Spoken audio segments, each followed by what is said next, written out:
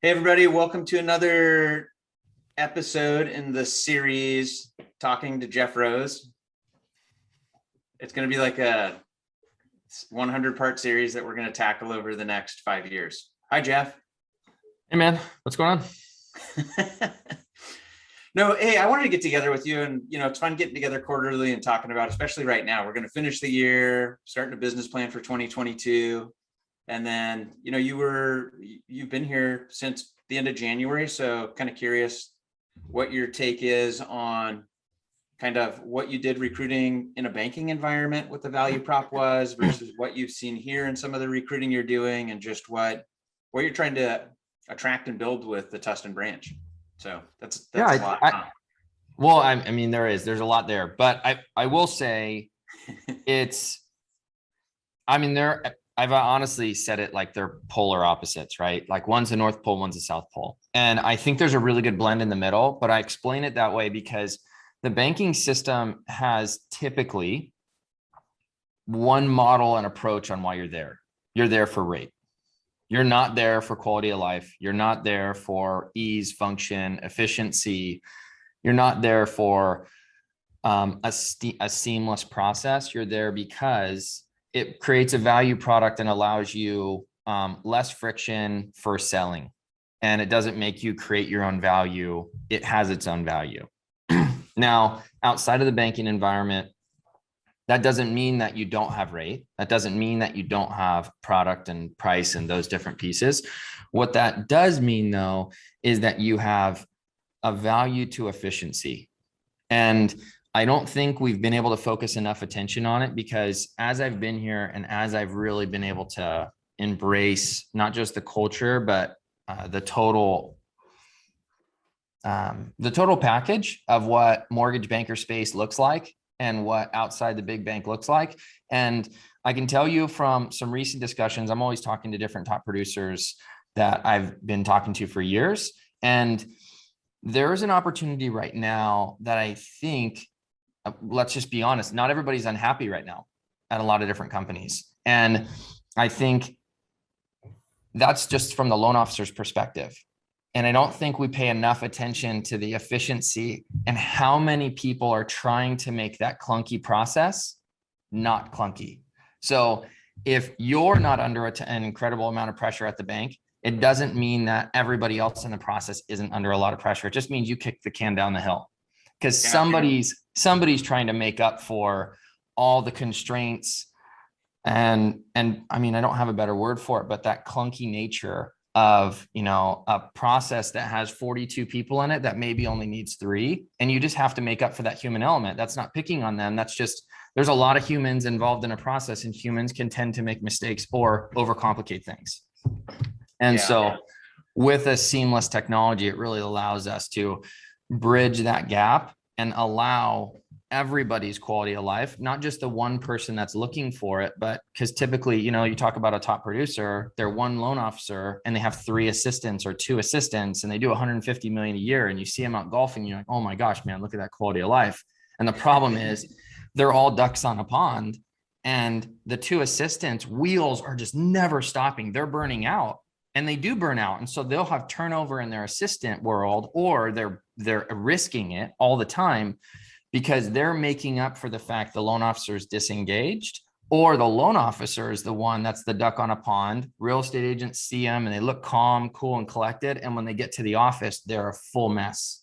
And I think that's really one of the biggest differences on when recruiting is, hey, look, if you want to actually pull back and take a macro view of the whole thing, and then really get in the weeds on a micro level, you can start looking like, okay, wait, I understand I'm happy right now, but is my assistant happy?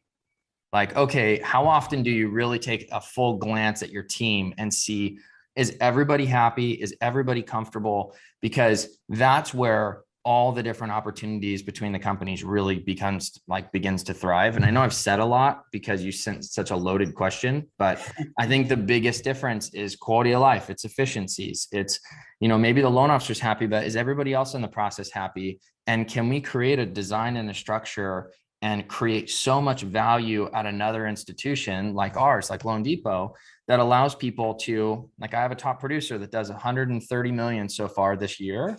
Or they're basically on pace to do about 130, 140 million this year. Majority of it's purchase, and they don't work 40 hours a week.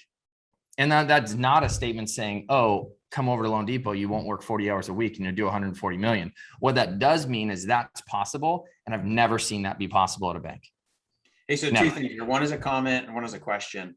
Yeah. The comment is, you're right. There's a lot of people that aren't in pain. You know, 2020 was a phenomenal year. This year hasn't been a bad year. And when you're closing loans and making money, like, you're not really looking at how to improve it because you're doing well. And banks, non-banks, everybody's doing a better job operationally. Turn times have been great for a few months. But the question was going to be, how do you help someone recognize time and the value of it and what they could be doing if they had more back? Because that seems to be, it's a nebulous kind of concept more than, you know, something you can have, somebody can hold. Yeah, I think, I mean, I'm kind of going through a series of it myself. I'm kind of doing these different videos and really trying to dissect the opportunity that we really have if we take a different look at it. And when you pull yourself out of the minutia, right, of, oh, hey, I need to have a first decision approval and it cannot have a condition and I can't, because we're speaking big bank to outside, right? When you take yourself and you're like, okay, I can know that I have partners, not vendors. So like in our model, we have partners. We have people that have our back. We have people that are working on a client-focused solution, as opposed to at the big banks, they're looking always at just risk. And so when you're always just looking at risk and it's always a fear mentality, you're constantly working, where you could focus a lot more of your efforts on, oh, wait, I'm going to go out and do all of the different things that got me the success I have today, instead of, oh no, I got to protect this one client, this one institution, this one perspective, situation or transaction. And it eats up all of your time, and you have no more time for prospecting. You have no more time for your family. You have no more time for yourself. You have no more time to go to the gym or do the things you care or are passionate about, give back to society. And those are the pieces that really weigh on your soul. And I think over time make people pretty miserable, even when they're making an incredible amount of money. Yeah. And I don't think it's just limited to, I mean, it could be any type of institution. It could be a mortgage bank. It could be a bank. Totally. There's inefficiency everywhere. But I think I told you, I filled out an online application with our Mello platform, and it was really cool. You know, it took me like 7 minutes, put in my usernames and passwords, saw my credit score. I think 12 minutes after that, I had a pre-qual letter, which was really neat. And it just seemed like it was easy. Yeah. And previously I had done an application on Encompass with my former company, which was a mortgage bank inside of a bank, if you want to call it that. I just remember clicking submit, waiting for a long time, what it seemed like. And it was so different for me, even as a borrower going through the process. Like when you're Right. thinking about producers not feeling the pain, but their team feeling the pain, I think you also have to think about what their clients are going through and giving them back time and making it seem like it's a different process. Like everybody can win in an environment where technology is leveraged and it works, and people really place value on those things. So, you know, again, coming back to that question, how can you help someone recognize the value of their time, their team's time, their borrower's time, and what they get back when it's more efficient, like time saving? Yeah. I mean, that's the $1 million question, right? Like, how do you show it to them? You do your best to, one, show others that are doing it. So you can, show proof of concept already. So it's not like you're like, hey, come over here and I'm going to show you how to do it. And they're like, oh, well, show me one that's doing it already. And be like, no, you're going to be the first, but trust me. Like that's right. That's really hard, as opposed to, hey, look, well, we have 1,000 of them, and here they are through the company, and here they are in each different state and each different region doing it every single day. And they're following their passions, and they are involved in their community and the different engagement. So you'll find somewhat of a model match, just the same way you would in a borrower transaction, and finding like one credit match, somebody that's like in a similar scenario all the way across. You find a loan officer that's in a similar situation, and then you show them like what that success looks like here. Because thankfully we have scale, we have so much success around the company that we've been able to, we could showcase, and they don't need to be the test. They can be a product of the design, Yeah. Hey, Jeff. So, I think anybody that's a branch manager would agree that, it's the hardest job in the industry. You're like, anything that's easy slides through the system. Everything that's not easy and has problems like rolls up to you. So you're always dealing with the problems, and problems aren't a bad thing. I think in the mortgage business is all about solving problems. You take an app and it gives you a long list of like problems you got to solve. You solve them, the loan funds, and then you hope it doesn't like become a problem later. But you have always, from my experience, just really focused a lot of time and energy into your people. And just kind of curious what, you're doing as a leader to kind of think about wrapping up 2021, which I know we're in Q4 still, so it's not over, and then begin to plan for 2022, because every loan officer I talk to wants to do more business next year. Interest rates are going up, inventory is still an issue, and it's always a kind of a fun exercise. Like, how are you going to do more next year if the environment's changing and it becomes more difficult? And just what do you do as a leader to kind of help people get that into a plan that they can execute? And no, I think that's the $1 million question. I think that to simplify it, branch managers, in my belief and in my understanding, need to be the problem solver. Loan officers want to be the problem solver. They want to be the Swiss Army knife. They want to solution everything. And the goal and the aspect that I want to take on is to make them be their greatest self. And their greatest self is outselling. Their greatest self is solutioning for their clients, not solutioning for the process. I don't want them in the weeds on every transaction. I certainly want them involved. I don't like loan officers to just, hey, I'm going to just give you a napkin with some name and information on it and pass it over to somebody, because now they just handed somebody a burden and they didn't hand somebody, they're not a partner in that solution.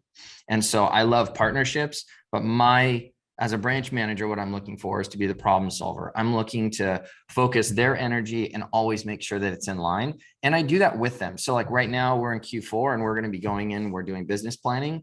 I want to understand what their plan is, so that way I know what to hold them to, and not hold them accountable like a negative way, but hey, look, what do you want to do? What do you want to accomplish? I want to be involved in that. And I just want to help you achieve that goal. But that means that you can't focus all your time hovering over your assistant to see if they're doing what they're doing. The process is designed for efficiency. Like, we all have that. I need you to know that we all have your back. And so every loan officer is different. So every one of their business models is different, but that's our goal. So like, to me as a branch manager, or even as a sales manager, or as people there's two people in this business, right? There's the loan officer and everybody that supports them. yeah, Just like there's one client in this process, and all of us are here to support that client and their wish and just dream and desire. So as we do that, that's the task. And that can be very complicating at times. And certainly when you come over to a new company and you have a large team, and there's, we're going to have on an estimate right now, just on my team, we'll have 8 chairman's elite people, which is an incredible number. But that brings a lot of complication, but that brings a ton of wisdom. Like, think about that. We have 8 chairman's elite people, possibly 9 or 10, depending on how they trend out in Q4. And that's a lot of wisdom to draw on. And so that doesn't just fall on me. We have a lot of leaders in the team that you can leverage and try and say, okay, hey, we have the solution. What does it look like? How do we create the right process and design? And that also allows us to do a lot of mirroring. And so you find stuff that's working over here and you apply it over here to find group success. And it really creates a really cool dynamic. But that's how we're going to win in 2022, is by leveraging all the wisdom, all the know-how. And it's not just at my level. There's a lot of people doing this job that are a lot smarter than myself. And I like to surround myself with that. And we have that at loanDepot, which is exciting. Yeah, I totally agree. Well, it's been fun to see that branch kind of evolve. I know we've added a few people, and the market's changed, but one thing's been constant. People's heads are down. They're in the trenches. I think they do feel freed up, and the process allows them to kind of have confidence that the promises they make are going to be fulfilled. And when things come up, you jump in and make sure that things get done. Yeah, it's one thing when people go to a new company. I love you saying that, because it's one thing when people go to a new company and are like, hey, I want to go somewhere for a quality of life, and they're willing to let their business fall. But every single person on our team is having the greatest years of their life and having the greatest quality of life. And so that's really cool to see play out, because that's something that's very new to me. I've seen people have a lot of historic years. I've seen a lot of high volume, but I haven't seen them both at the same time. Yeah.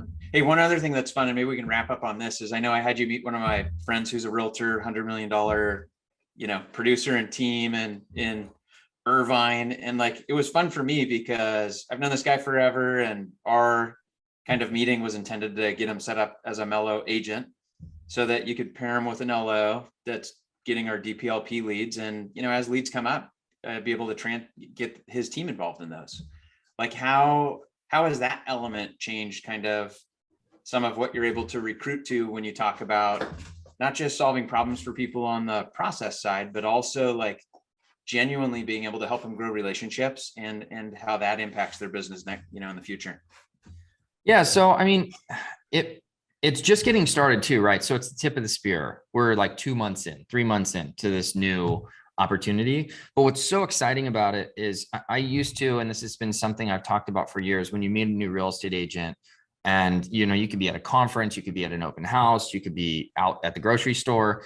And if you really had, if you tried to pull back the whole conversation, it's really like, hey, what kind of value are you going to bring to the real estate agent? And for years, it's been like, hey, I'm going to give your client the best care and attention, and I'm going to close on time, and I'm going to communicate with you efficiently.